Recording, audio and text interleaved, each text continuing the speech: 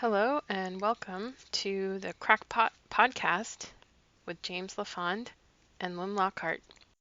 This is the first episode presented in 4 parts. We taped this episode on June 15th and we hope you enjoy it. Here is part 1. Well, I wanted to ask you just a couple questions for this practice interview. The first one is, how do you like to be addressed? Because I always call you James, but I'm not sure if that's really what you like. James. I pretty much hate everything else. Oh. Okay. Yes. It's really just a government label, but, even that, such as it is, people will diminish it and make it easier to say. So it takes even less of a fraction of a calorie to pronounce your label. So I'm known as James by people who I met through boxing, martial arts, and writing. And those are all the worthwhile people I know. The other people I know, for the most part, the people I met at work or, my fellow biological accidents, and we're, it's just, it's just passing time, trying not to hurt people's feelings when I talk to them. So I prefer James. Good. I'm glad I've been using the right address then. Yes, you have. Good. So, I appreciate it. James sounds like somebody. Okay. It is somebody. The one thing I don't mind is Mr. Jimmy. For some reason, I don't like Jim. I don't like Jimmy. I don't like Mr. Jim. I'm called all those things. But there's something about Mr. Jimmy that is kind of appealing. It's better than Santa Claus. That was my better employees used to call me Mr. Jimmy for the most part. The other ones had different things that they called me. For the most part, my black employees would call me Mr. Jimmy. The white employees would just snarl Jim. Well, that was my next question, is if that's common to address your superiors with a Mr. or Miss or something like that title. I was told by my mother-in-law, who was from Western Pennsylvania, that this was unique to Maryland as far as she was concerned. It really bothered my father-in-law that people in Maryland would address, an elder as Mr. and then by their first name. So instead of Mr. LaFond, I would be called Mr. Jimmy, Mr. Jim, or Mr. James, is what people would call me. Is that insufficiently formal for your father-in-law? It just struck him as bizarre because Okay. he just couldn't fathom it, and his wife came to the conclusion that it was a Southern thing, and pretty much told him to shut up, and he shook his head and went and got a cold beer. So at the end of the conversation of discovery. And they were from Pennsylvania? Yes. Yeah. Yes. Iowa was, I don't know what her father's nationality was, but they were coal mining people. Glenn was descended from an escaped Cornish slave who fled to upstate New York and found his freedom there. His brother did the genealogical research. They both served in World War II. Oh, wow. In Europe, D-Day. Wow. Yeah, but that was Glenn was a great guy. He was an ambulance driver, 18 years old. They came and got him out of class when he turned 18. He was still a senior in high school, and 6 weeks later, he's driving around D+4, picking up feet and hands and heads and dog tags and trying to match them. Oh, man. in the back of an ambulance, which was really just a meat wagon. Oh, that's awful. Yeah. So, and his brother was raping French women with his fellow paratroopers. So that was Greatest Generation.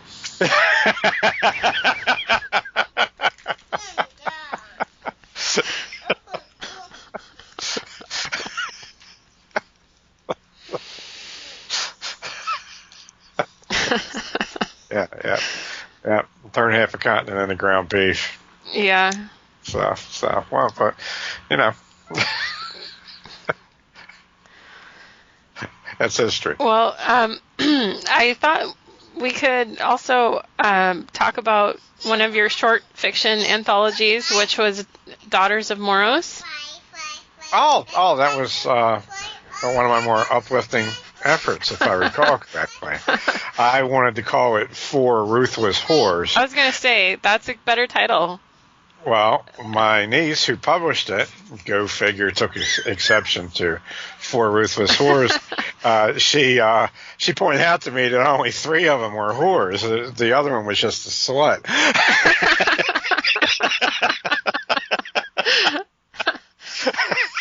That's splitting hair. Oops, I think that's splitting hairs. I mean, it's a fine line.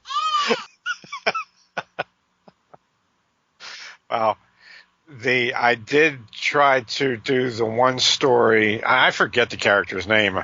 I only knew the guy for a day, because he didn't make it, so he never got into the story. But the character was actually based on Samson. I think you called him Sam. Yeah. Okay. Yeah. He was Sam, and I don't know what the whore. I don't know what her name was. Hopefully, I did something witty, and it at least rhymed with Delilah, But I got the idea for doing that story when I was walking from the diner to the gym, which is usually just a big mistake to begin with. I'm going through this neighborhood where there's a Baltimore County Park right in the middle of this neighborhood. It's soon going to be overrun with drug addicts and alcoholics, but then it looked really idyllic, and there's like the little horsey, the little spring horses that the kids can ride and everything. Yeah. And I was always fascinated by Samson, beating the army to death with the jawbone of an ass. So I decide that this washed-up boxer is going to end up beating 2 muggers to death with the head from one of these toy horses. Yeah. Okay, and that so the whole story was just an excuse for that scene. I just wanted to wrap it in something that at least suggested narrative skill, as opposed to just writing the scene. Okay. It definitely had an arc to it. It's definitely a tragedy.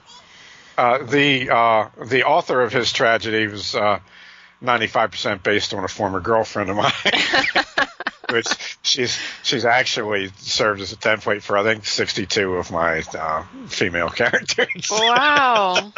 Today, it's a great thing if you're looking for grist for your literary mill, dating psychotic women suffering from multiple personality disorder. You can get a lot of mileage out of that. It's good advice for the up-and-coming authors out there. Yes. Take note. Yes, I think so. I would definitely like to see some young dude following my ill-advised footsteps.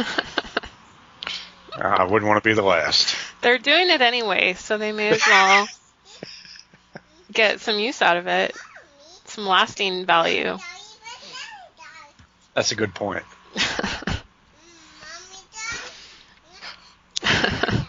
What did you think of?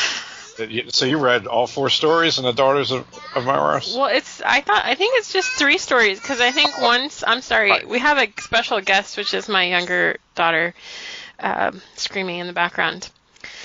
But I think it was 3 stories, but one story features 2 ruthless whores, and that's how you get. And that was a real story. That happened to my boss. Okay. Well, okay. To give the listeners the background, then the one story with features 2 ruthless horrors. Oh, which those girls have the best names that you have ever bestowed upon fictional, I forget their names. non-fictional. What were they? It was Oppression and Destiny. Tyranny or Tyranny and Oppression. yeah, with the ghetto spellings Those were real names that came off of WIC vouchers. How can that be true? See, the other thing I've always made sure I do is I date bookkeepers that work in supermarkets because they seriously, they're like the only chicks in the store that can count money reliably. Puts them like the top of the arc as far as brain power goes. But the important thing is that they have access to the WIC vouchers with all the great ghetto names, all the made up erotic names. Yeah, I get phone calls. About every other week, new WIC names. Okay, now that's 2 cases, James, where you are exploiting women for your writing. So what does that make you? If the women in this story are ruthless whores, what does that make you? Me? Yeah. I'm their oppressor. Okay. Now, poor Sam is their victim, which makes he's innocent. my proxy victim, actually. So you're just dating women for literary material. Seems like. No, I exploit women in multiple ways. They're better than the simple dual use technology I was equipped with when I reached puberty. Okay, women are good for more than 2 things. Okay, so I would like the young guys out there to realize that don't go the woman hating route. You want to be the oppressor, the afflictor, the exploiter of female kind. That's your role. God designed you for that. Wow. Okay? That's pretty good. And God designed you for that because God's a chick, and that's what she's into. All right, so that's my heathen take on that. Okay. Wow. I think God's a chick. Maybe. I can't weigh in on this.